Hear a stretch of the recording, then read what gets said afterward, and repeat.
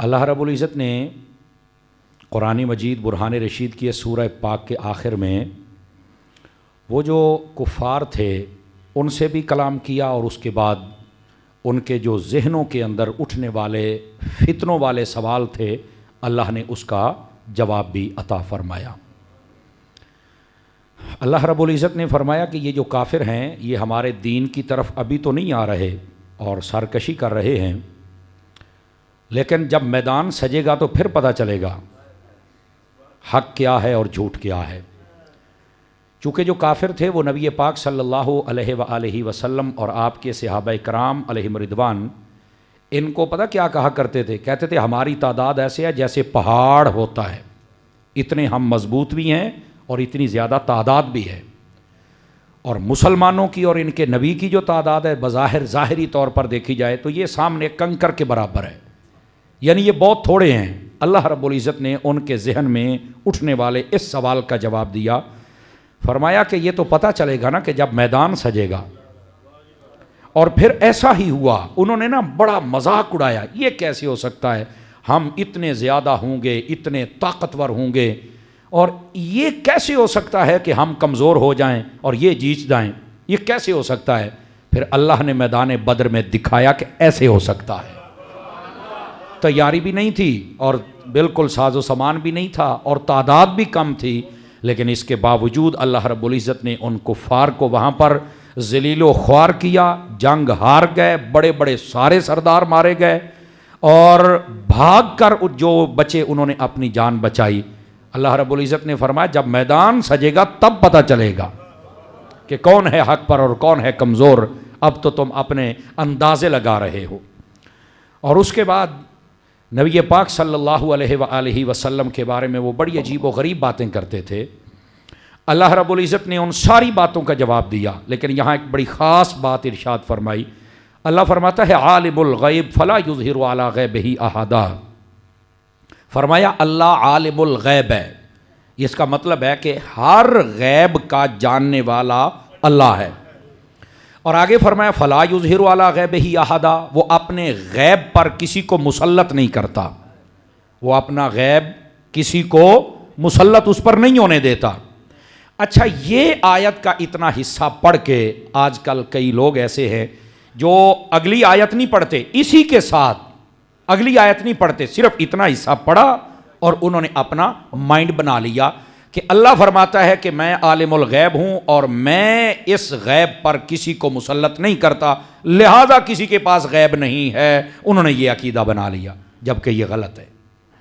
اب دیکھیں اس آیت میں اللہ نے فرمایا کہ میں عالم الغیب ہوں، میں غیب پر کسی کو مسلط نہیں کرتا، اور آگے کیا فرمایا الا من ارتضی من رسول، فرمایا جب میں رسولوں پر راضی ہو جاؤں تو غیب ان کو عطا کر دیتا ہوں۔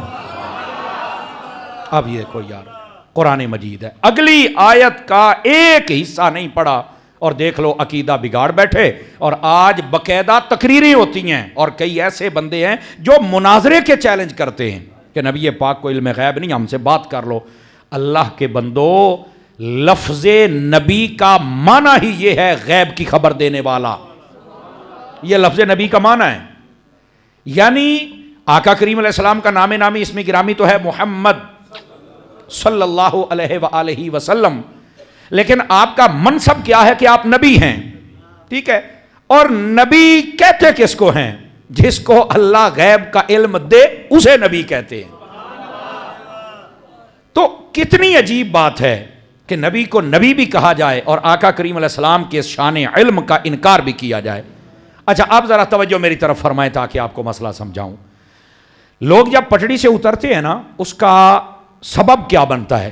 دیکھیے قرآن مجید کی یہ ایک آیت پڑھی، ایک حصہ، نہ آگے نہ پیچھے، اور عقیدہ بنا لیا، پٹڑی سے اتر جاتے ہیں۔ غیب کے بارے میں قرآن میں جتنی آیتیں ہیں ان سب کو ایک جگہ لکھنا پڑے گا۔ اب میں طریقہ بتا رہا ہوں نتیجہ نکالنے کا کہ آپ کیسے سمجھ سکتے ہیں۔ غیب کے بارے میں جتنی آیاتیں تو یہ بات ہیں ان کو آپ لکھ لیں، وہ 5 بنیں، وہ 10 بنیں، وہ 12 بنیں، جتنی آپ کو ملیں آپ ان آیاتیں تو یہ بات کو ایک جگہ لکھ لیں اور پھر ان کا ترجمہ پڑھیں، پھر آپ صحیح نتیجے پر پہنچیں گے کہ اس آیت میں جو اللہ نے فرمایا کہ میں غیب کا مالک ہوں، غیب میرے پاس ہے اور میں کسی پر مسلط اس کو نہیں ہونے دیتا اس غیب پر، تو پھر آپ کو قرآن مجید میں یہ بھی پڑھنا میسر آئے گا۔ اللہ فرماتا ہے تلک من انباء الغیب نوحیہا الیک، اے محبوب یہ غیب کی خبریں ہیں جو ہم نے آپ کو عطا فرما دی ہیں، یہ 12ویں پارے میں موجود ہے۔ پھر آپ کا ذہن کام کرے گا، ایک طرف اللہ کہتا ہے میں غیب دیتا نہیں اور دوسری طرف کہتا ہے میں دیتا ہوں، تو اب کیا مطلب ہے؟ پھر آپ اس کو میچ کریں گے۔ اچھا اسی طرح پھر آپ کو قرآن مجید میں یہ آیت ملے گی، اللہ فرماتا ہے وَعَلَّمَكَ مَا لَمْ تَكُنْ تَعْلَمْ وَكَانَ فَضْلُ اللَّهِ عَلَيْكَ عَظِيمًا، اے محبوب ہم نے آپ کو وہ علم عطا کر دیا جو آپ نہیں جانتے تھے۔ تو یہ جو نہیں جانتا ہوتا وہی تو غیب ہوتا ہے، تو اللہ فرماتا ہے میں نے آپ کو وہ عطا کر دیا ہے۔ پھر آپ نتیجے پر پہنچیں گے کہ اس کا کیا مطلب ہے تو اس کا کیا مطلب ہے۔ پھر آپ قرآن مجید برہان رشید میں یہ بھی پڑھیں گے ما کان اللہ لیطلعکم علی الغیب، اللہ غیب پر کسی کو اطلاع نہیں دیتا، ولیکن اللہ یجتبی من رسلہ من یشاء، لیکن جب رسولوں کو چن لے تو اللہ رسولوں کو غیب عطا فرما دیتا ہے۔ اب ذرا اس بات کو آپ سمجھنے کی کوشش کریں، ایک آیت ہے یہ اور باقی جو میں پڑھ رہا ہوں وہ بھی قرآن ہے، صرف آپ کو طریقہ بتا رہا ہوں کہ اس موضوع کے متعلق جتنی آیات ہیں پہلے ان کو اکٹھا تو کرو نا، ان کو پڑھو تو صحیح، آپ خود کسی نہ کسی نتیجے پر پہنچ جائیں گے۔ اللہ فرماتا ہے میں غیب پر کسی کو اطلاع نہیں دیتا، لیکن جب رسولوں کو چن لوں تو میں پھر عطا کر دیتا ہوں۔ تو میں نے کہا سب رسولوں میں سے سب سے زیادہ کس کو پسند فرمایا ہے؟ میرے حبیب پاک، ان اللہ کے بندوں کیا ہو گیا تمہیں؟ اچھا پھر اسی قرآن میں یہ آیت بھی ہے، اللہ رب العزت نے ارشاد فرمایا وَمَا هُوَ عَلَى الْغَيْبِ بِضَنِينَ، فرمایا ہمارے محبوب جب غیب کی خبریں بتاتے ہیں تو پھر ہمارے حبیب کنجوسی نہیں کرتے، پھر ساری باتیں بتلا دیتے۔ اچھا یہ قرآن مجید کی آیتوں سے واضح ہو گیا کہ اللہ اپنے رسولوں کو علم دیتا ہے اور غیب کا علم دیتا ہے، ٹھیک ہے۔ اب دوسری طرف آ جائیے، اس کی بہترین تفسیر ہوتی ہے احادیث کریمہ۔ آپ حدیثوں کو ذرا اٹھا کر دیکھیں، نبی پاک، صرف ایک بات کہتا ہوں، آپ جنگ بدر کا واقعہ پڑھ کے دیکھ لیں، آقا کریم صلی اللہ علیہ وسلم آپ نے ایک دن پہلے اپنے ہاتھ میں چھڑی تھی، آپ نے لکیریں لگا دی، یہاں ابو جہل مرے گا، یہاں امیہ مرے گا، یہاں فلاں مرے گا، یہاں آپ نے بتا دیا اگر غیب نہیں ہے تو یہ کیا ہے، یہ کیا ہے بتائیے ذرا، سمجھ آ رہی ہے میری بات کی؟ اب اس کی بہت ساری مثالیں، یعنی کوئی موضوع آپ اٹھا لیں، نبی پاک علیہ السلام نے اس کے بارے میں غیب کی خبریں دی ہیں، آپ اپنے حالات کو اٹھا کر دیکھ لیں، نبی پاک نے ہمارے حالات اور اس دور کے بارے میں جو فرمایا قیامت کی نشانیوں میں سے گناہ عام ہو جائے گا، شراب عام ہو جائے گی، بدکاری عام ہو جائے گی، سڑکوں کے کنارے پر گناہ ہوں گے، اور فرمایا کمینے بندے کو اپنا حکمران بنا لیا جائے گا، کمینے بندے کے ڈر سے اس کی عزت کی جائے گی، بے غیرتوں کی عزت ہوگی اور غیرت والے اور عزت والے اور دین والے ان کو پیچھے پھینکا جائے گا، یہ سب میرے نبی نے بتلایا۔ ماں باپ کی عزت نہیں ہوگی، میرے نبی نے فرمایا اپنے باپ سے زیادہ لوگ اپنے دوست کی عزت کریں گے، فرمایا اپنی ماں سے زیادہ اپنی بیوی کا احترام کریں گے، یہ میرے نبی نے سب بتایا، فرمایا حرام کھائیں گے، یہ میرے نبی نے بتا دیا ہے، گناہ عام ہو جائیں گے، بتا دیا ہے۔ میرے محبوب پاک نے کون سی چیز ہے جو نہیں بتلائی؟ سمجھ آ رہی ہے میری بات کی؟ تو یہ کیا ہے؟ سب کچھ یہ غیب ہے جو اللہ نے عطا کیا ہے اپنے حبیب پاک صلی اللہ علیہ وسلم کو، اور میرے حبیب کریم علیہ السلام نے سب کچھ بتلا دیا ہے۔ لوگوں بیچاروں کو نا ٹھوکر لگ گئی، وہ پتہ نہیں کہاں سے کہاں نکل گئے۔ اللہ نے فرمایا کہ میں غیب کا جاننے والا ہوں اور میں کسی کو مسلط نہیں ہونے دیتا، اس کا مطلب یہ ہے اللہ کا جو غیب ہے نا، اللہ کا جو علم ہے، اس پر کوئی مسلط ہو کے قابو کر کے چھین نہیں سکتا، مالک نہیں بن سکتا، مالک وہ ہے وہ جسے چاہے عطا فرما دیتا ہے، بس صرف اتنی بات ہے۔ اب ذرا توجہ فرمائیے بھائی، آپ پڑھے لکھے حضرات تشریف فرما ہیں، دیکھیے جدید ٹیکنالوجی کا دور ہے، بعض کہتے ہیں کہ کون کب مرے گا کسی کو نہیں پتا، ماں کے پیٹ میں کیا ہے کسی کو نہیں پتا، کہتے ہیں کہ نہیں کہتے ہیں؟ اچھا یہ قرآن مجید کی 21ویں پارے کی ایک آیت کے اندر بھی یہ موجود ہے نا، اور لوگوں نے وہی پڑھی اور بیان کر دیا۔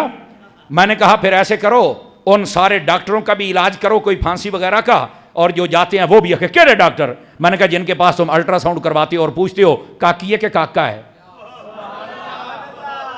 آپ نے توجہ نہیں فرمائی. ان کا کوئی علاج کرو. یہ تو بھائی اب اگر نبی کو غیب نہیں ہے تو پھر ان کو کیسے بتاؤ ذرا، وہ کیسے پتا چل گیا؟ اور ڈاکٹر کہہ دیتا ہے بھائی جان ساڈی طرف مریض نو جواب ہے دی خدمت کر لو، اینے دیاڑی یا 2 دیاڑیاں کرنیاں نے. تم کہتے ہو کسی کو پتہ نہیں، اور وہ جو کہتا ہے ویسے ہوتا ہے. اب بات سمجھ آ رہی ہے آپ سبھی حضرات؟ یار اس کو بھی چھوڑیں یار، آپ سمجھدار لوگ بیٹھے. محکمہ موسمیات والے 8 دن پہلے بتا دیتے ہیں فلاں دن انیری آنی ہے تو مینہ آنا ہے. اور یار کس نے بتایا ہے؟ غیب ہے کہ نہیں ہے بتاؤ نا یار مجھے، میں صرف آپ کا ذہن کھول رہا ہوں. وہ جناب 3 دن پہلے بتا دیتے ہیں فلانے دن 4:20 تے سورج گرہن لگنی ہے. اور یار تینوں کے نے دس دیتا ہے.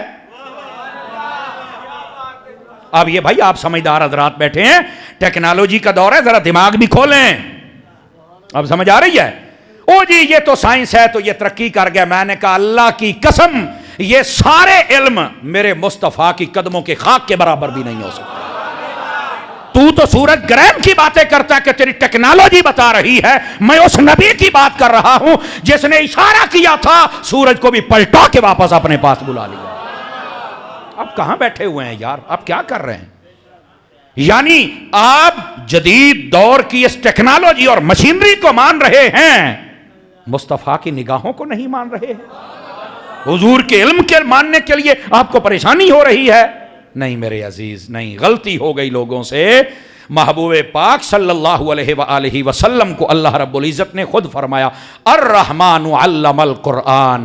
رحمان وہ ہے جس نے اپنے حبیب کو قرآن سکھا دیا ہے، اور اس قرآن کو جس رب نے سکھایا اپنے حبیب کو، اور اس قرآن کے بارے میں کیا فرمایا ولا رطب ولا یابس الا فی کتاب مبین. فرمایا کوئی ایک ذرہ ایسا نہیں ہے خشک ہو یا تر ہو جو قرآن مجید میں نہ ہو. ہر چیز کا بیان قرآن میں ہے، اور وہ قرآن کا سارا علم مصطفیٰ کے پاس ہے. گرامی قدر حضرات، اللہ نے انسان کو اتنی عقل دے دی کہ یہ سب کو جان جاتا ہے، تو جس حبیب کے لیے سارا جہاں بنایا اسے کیا کیا نہ دیا ہوگا، ہمیں سمجھنا ہوگا. یہ لوگ میں نے آپ کو پہلے بتلایا ہے کہ آپ جب قرآن مجید میں سے کوئی ایک بات پڑھ لیں، مثال کے طور پہ آپ نے شفاعت کے چیپٹر کو پڑھنا ہے، تو آپ شفاعت کے متعلق تمام تر آیات طیبات کو ایک جگہ اکٹھا کر لیں، ان کا ترجمہ پڑھیں، پھر آپ کو سمجھ آئے گی کہ اصل مفہوم یہاں کیا بیان ہو رہا ہے. اور اس میں بھی آپ اکیلے نہیں سمجھ سکتے، آپ کو کسی عالم کے پاس جانا پڑے گا. ہر شعبے کے ایکسپرٹ ہوتے ہیں جو آپ کو ساری ترتیبات سمجھا سکتے ہیں. اگر آپ میں اتنی استطاعت اور اتنی صلاحیت ہوتی نا تو یہاں پر ہم پھر جمعہ پڑھانے نہ آتے، آپ خود پڑھا لیا کرتے. تو یہ ذمہ داریاں ہوتی ہیں اللہ کی طرف سے، وہ جسے چن لیتا ہے. سمجھ آئی؟ تو اگر ہیں تو پھر آپ کو چاہیے ایکسپرٹ کے پاس آئیں. ایتھے جیڑا بندہ 2 کتاباں پڑھدا کہندا میرے نال گل کرو، اور تیرے نال کہڑے حساب نہ کریے، تیرے نال تے گھر والے نہیں کردے، تیرے نال اسی گل کر لئیے. بلدے دے آپ پترا تو اپنے گھر تے پہلو سیدھا ہو لے. تو عرض کرنے کا مقصد یہ ہے، آپ نے شفاعت کا موضوع پڑھنا ہے، ساری آیات لکھ لیں. سمجھ آ رہی ہے؟ اسی طرح آپ نے علم غیب، ساری آیات اس کی لکھ لیں. اسی طرح حضور کا اختیار، ساری آیات لکھ لیں. اسی طرح قرآن کی فضیلت، ساری آیات لکھ لیں. اسی طرح جنت کا بیان، ساری آیات لکھ لیں. جب آپ لکھیں گے پھر آپ نتیجے تک پہنچیں گے، ورنہ نہیں پہنچ سکتے. تو اب آپ کو مسئلہ سمجھ آ گیا ہوگا کہ اللہ رب العزت نے جو فرمایا کہ میں غیب کا مالک ہوں، جاننے والا ہوں، اور میں اس پر مسلط نہیں کرتا. کیا مطلب؟ کہ جیسا میرا حقیقی علم ہے ویسا کسی اور کا نہیں ہے. ہاں میری عطا سے نبیوں کو علم ہوتا ہے. آپ دیکھیں فرشتہ جو موت دیتا ہے اس کو اللہ ہی علم عطا کرتا ہے نا. توجہ نہیں فرمائی؟ اللہ نے فرشتے کو تو علم دے دیا کہ فلاں فلاں بندے کو تو نے مارنا ہے، اسے تو علم ہے. مرنے کے بعد وہ بندہ کہاں جاتا ہے؟ قبر میں. تو اس کی قبر کے اندر 3 سوال ہیں، من ربک ما دینک ما کنت تقول فی حق ھذا الرجل.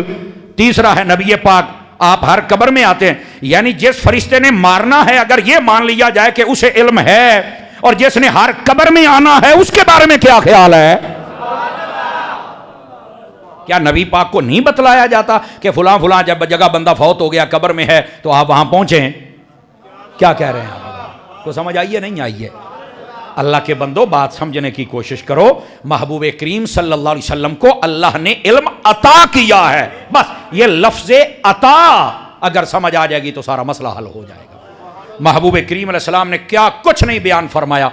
میں آپ کو ایک بات بتاؤں. ایک انگریز نے کلمہ پڑھا اور اس سے کسی شخص نے پوچھا بھئی تم لوگ تو اتنی جلدی متاثر نہیں ہوتے, بڑی تبلیغ کرنی پڑتی ہے, بڑا تمہیں سمجھانا پڑتا ہے, تو اس کے بعد چل کے تم تو دلائل مانگتے ہو اور کہتے ہو ہم خود سٹڈی کریں گے. تو اس کے بعد اس نے کہا ہاں جی میں نے تمہارا دین سٹڈی کیا ہے تو تب بھی کلمہ پڑھا ہے. اس کو پوچھا کیسے متاثر ہوئے یہ بتلاؤ. توجہ ہے بھائیوں کی. اس نے جو جواب دیا بڑا سننے والا ہے. اس نے کہا جب مسلمانوں کے نبی کی میں نے تعلیمات کو پڑھا نا, تو اگر میں نے دیکھا معاشیات کو تو میں نے مسلمانوں کے نبی سے بڑا کوئی معیشت کا تجربے کار شخص نہیں دیکھا. ایسی باتیں ارشاد فرمائیں. جب میں نے تجارت کو دیکھا تو کہنے لگے مسلمانوں کے نبی کے ایسے ایسے فرمان کہ مجھے لگا کہ یہ تجارت کے بھی ماہر ہیں. اس کے بعد کہتے ہیں جب میں نے طب یعنی ڈاکٹری کو پڑھا بندے کی صحت کے حوالے سے مکمل میڈیکل اعتبار سے, تو کہا مجھے لگا کہ کائنات میں ان سے بڑا حکیم ہی کوئی نہیں ہے. اچھا جب میں نے یہ پڑھا کہ گھر میں شوہر بن کے کیسے رہنا چاہیے, تو میں نے جب مسلمانوں کے نبی کے سٹڈی کیا تو مجھے لگا کہ کائنات میں ان جیسا شوہر ہے ہی کوئی نہیں ہے. ایسے اعلیٰ. اچھا جب میں نے پڑھا کہ یہ ایک بیٹے کی حیثیت سے تو ان جیسا بیٹا کوئی نہیں تھا. جب میں نے دیکھا کہ یہ جنگوں کے اندر سپہ سالار کیسے بنتے ہیں تو کائنات میں مجھے ان جیسا سپہ سالار اور سیاںہ بندہ نظر ہی کوئی نہیں آیا. اس نے کہا جب میں نے فلکیات آسمانوں کے بارے میں مسلمانوں کے نبی کی تعلیمات کو پڑھا تو مجھے یہ لگتا تھا کہ یہ فلکیات کے بھی ماہر ہیں, جو کہتے ہیں وہ ہو رہا ہے. جب میں نے سمندروں کے بارے میں پڑھا, جنگلات کے بارے میں پڑھا, تو مسلمانوں کے نبی نے ایسے بیان کر دیا کھول کھول کے, مجھے یہ لگا کہ کائنات کی چیزیں کم ہو سکتی ہیں پر مصطفیٰ کا علم کم نہیں ہو سکتا ہے. اس نے کہا جس نبی کو اللہ نے اتنا علم عطا کیا ہو وہی سچا نبی ہو سکتا ہے. میرے دل نے کہا اب جھوٹ قبول نہ کر, اب کلمہ پڑھ کے سچ قبول کر کے مصطفیٰ کا غلام بن جا. تو یہ اب انگریز بھی مان رہے ہیں, لیکن مسلمان کلمہ پڑھنے والا اگر وہ نہیں مان رہا تو افسوس اور صد افسوس. سمجھ آ رہی؟ کہتے میں تو قرآن کی آیت پہ عمل کر رہا ہوں. او بھائی تو ایک پہ عمل کر رہا ہے, باقی بھی ایتنا کی بنے گا. ہمارا سوال صرف یہ ہے. اب بات سمجھ آ رہی ہے آپ حضرات کو؟ میرے عزیز میں آپ کو اس کی ایک مثال دیتا ہوں تاکہ آپ سمجھ جائیں. ایک بندہ حدیث شریف پڑھے, ادھر دیکھیں میری طرف, آپ کو مسئلہ سمجھ. ایک بندہ حدیث شریف پڑھے اور حدیث شریف میں مفہوم یہ ہے قبروں پر نہیں جانا, آپ نے روک دیا ہے. اور کبھی میں حدیث پڑھی ہے قبروں تے نہیں جانا چاہیے, آپ مان لیں گے؟ بولو. کئی بندے چپ ہو گئے نے کیونکہ انہوں نے پتا بھی حدیث ہے تو ہن کیویں انکار کریے جبکہ آپ اس کی بات نہیں مان سکتے. کیوں؟ آپ کا اتنا سینس تو کام کرتا ہے نا یار, اگر قبروں پر نہیں جانا تو یہ سارے جاتے کیوں ہیں, وجہ کیا ہے, ان سے بھی تو پوچھے نا. تو پھر اس کو بتلایا جائے گا. ادھر دیکھیں اب مسئلہ سمجھیں کہ اس نے وہ حدیث پڑھی ہے جس میں ابتدائے اسلام میں نبی پاک نے روکا تھا کہ تم نے قبرستان نہیں جانا. اچھا روکا کیوں تھا؟ اس لیے کہ مسلمانوں اور کافروں کی قبریں اکٹھی ہوتی تھی, احکام کا نہیں پتا تھا کہ کیسے جانا ہے, کس کی قبر کی عزت کرنی ہے کس کی نہیں کرنی. جب حکم آ گیا اس کے بعد میرے نبی پاک علیہ السلام نے فرمایا. اب دوسری حدیث, میرے نبی کہتے ہیں پہلے میں نے تمہیں روکا تھا کہ قبرستان نہ جانا, اب میں ہی تمہیں کہتا ہوں جایا کرو. اب اگر ایک حدیث پڑھ کے کوئی بندہ شور مچا دے او حدیث دے وچ قبرستان نہیں جانا, اللہ دے بندے حدیث دے وچ ہے, تو اجے ایک پڑھیے, اس کے تحت جتنی حدیثیں ہیں ساریاں پڑھ. اب بات سمجھ آئی آپ حضرات کو؟ یہ مسئلہ سمجھا رہا ہوں آپ کو. اب حدیث میں حکم تو موجود ہے کہ قبرستان نہیں جانا, اور یہ ہے پہلے کی حدیث, اور یہ ہے منسوخ, اس کا حکم بند ہو گیا ہے. دوسری حدیث ہے ناسخ جس میں نبی پاک نے فرمایا کہ اب تم قبرستان جایا کرو. تو اگر کوئی پہلی حدیث پڑھ کے شور مچا دے تو آپ بات نہیں نہ مانیں گے, حالانکہ حدیث کا حوالہ تو دے رہا ہے. آپ کہیں گے زندہ تے پیا پر ہو ہے جے دے بارے اے حکم ہے ہی نہیں. اسی طرح علم غیب کے بارے میں اگر کوئی یہ پڑھے تو آپ دوسری آیتیں پڑھ کے کہیں بھائی اس کا مطلب اور ہے، اس کا اور ہے. یہ ہے اصل سمجھنے کا طریقہ. باقی تو پھر اس پر علم غیب پر تو جتنے آپ چاہیں جمعے پڑھا سکتے ہیں. قسم خدا کی میں آپ کو کہتا ہوں اتنا حضور کے علوم آپ نے ایسے ارشاد فرمائے.